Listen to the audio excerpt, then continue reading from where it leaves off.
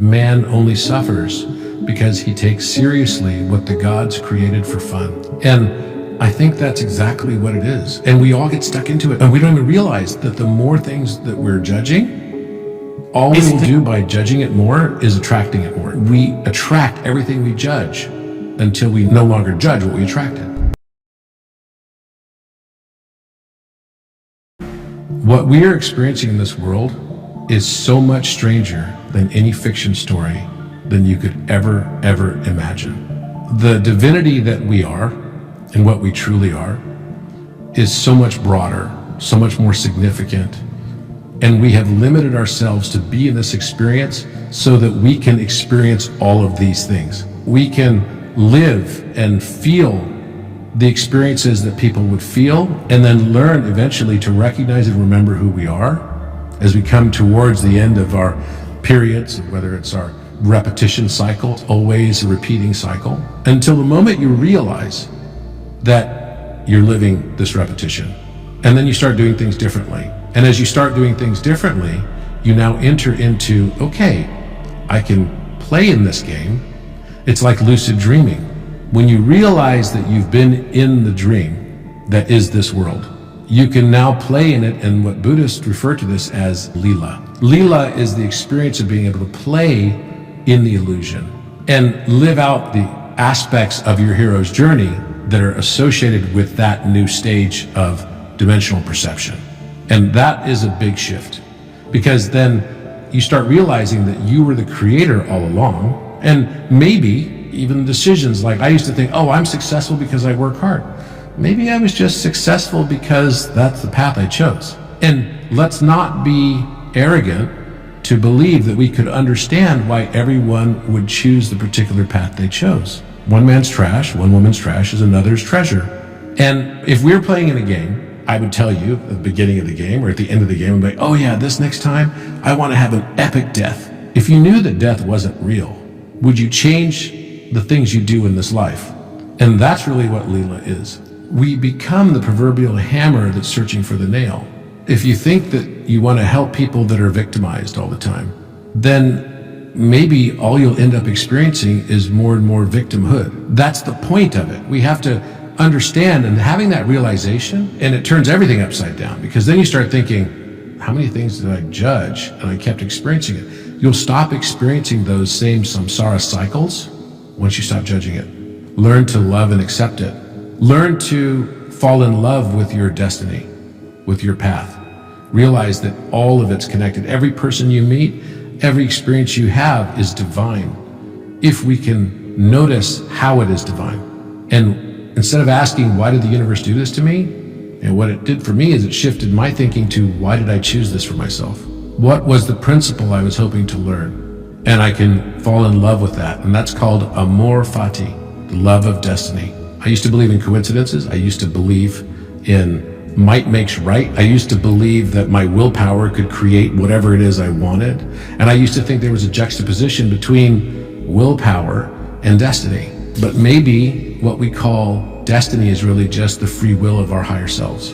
A quote that I heard that I really love is, when the heart thinks and when the mind feels, the river of wisdom flows. And we can then be carried by that river to our destiny, and we just have to simply learn to surrender to that destiny.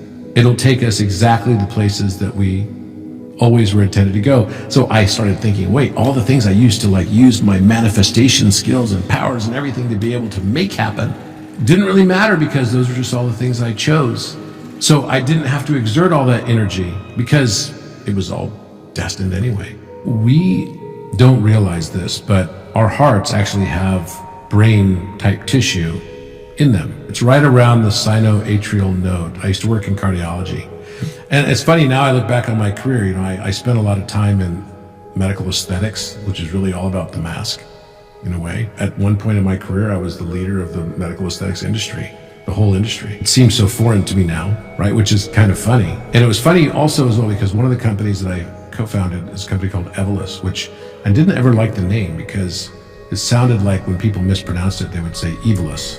And then one day I had a big epiphany because I had felt like that had led to a lot of the challenges I'd faced in 2016, a lot of the greed issues, everything that I was experiencing, that I had chosen for these realizations. And the big epiphany I had one day was, I kept thinking, well, Evolus is a neurotoxin. It's like a Botox. It's toxic. It's caused a lot of greed and all this stuff. And it's why the VCs wanted to have a battle with me over it and everything, which ultimately I luckily won, but I felt like I lost. And because the collateral damage was so great in the process.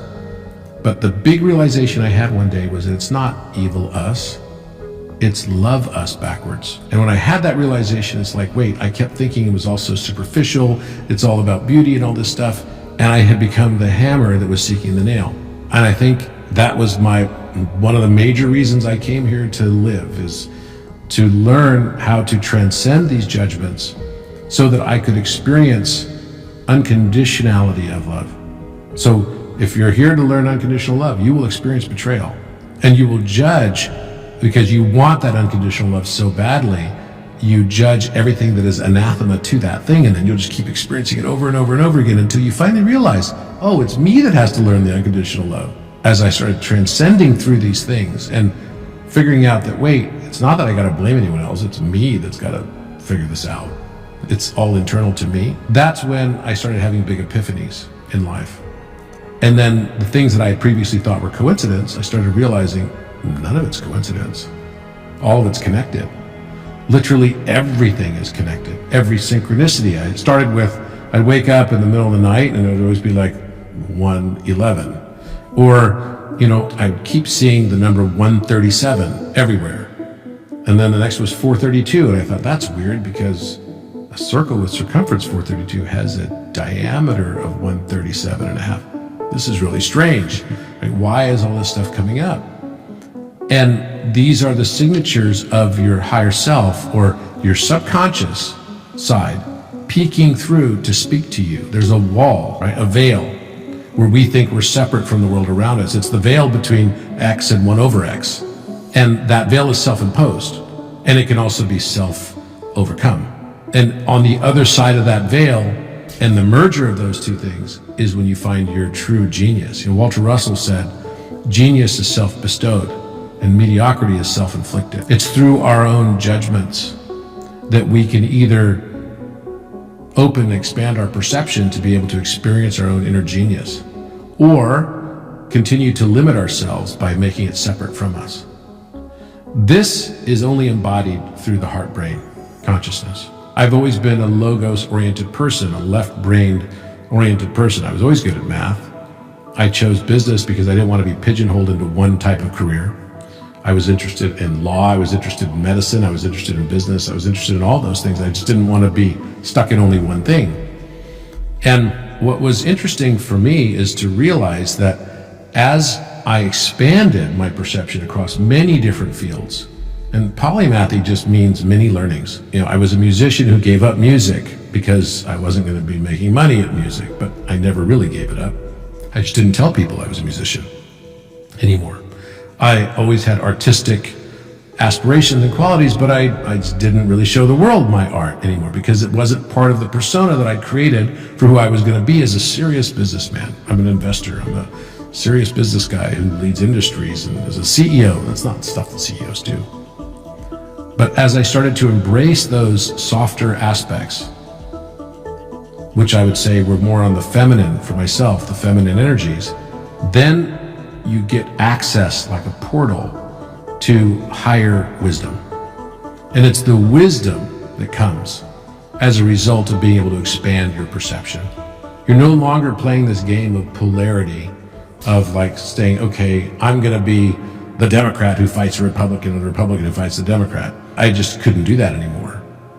And by getting beyond that is when I started tapping into a higher knowledge that I had never before experienced. It was through acceptance and love. And then the heart starts to take on its role. At the sinoatrial node, one of the jobs I had, as I mentioned, my first job, I was a cardiac tech. And all of these are fundamentally important to what I'm doing now. And perception is all about the eye. And even I just read recently that the eyes are actually the last part of the brain to develop. And actually they're just the brain that's exposed to the outer world. The heart has the sinoatrial node, which actually has a brain in it.